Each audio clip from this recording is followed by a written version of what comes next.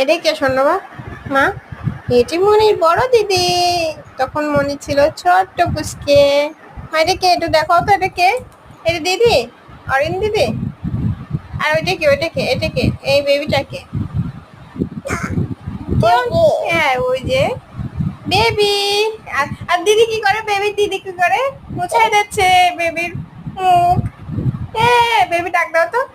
না না, বলো বেবি আসো আমাদের এখানে। এই বেবিটা কি তুমি?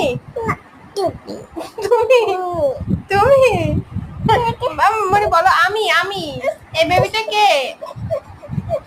দুষ্টুমি করে এখন। বেবি কে বলো তো? দিদি ভাই তোমার মুখ মুছা দিচ্ছিল। ছোট্ট বেবি দুষ্টুমি করছে, আবার কুটকুট করে হাসছিল। বেবি দিদি ভাই বেবির দিকে তাকায় আছে। বেবি, এই বেবি তুমি তখন ছোট ছিলে। বেবি শিখে আসো। ওই আবার হাসি হাসি দিচ্ছে বেবি।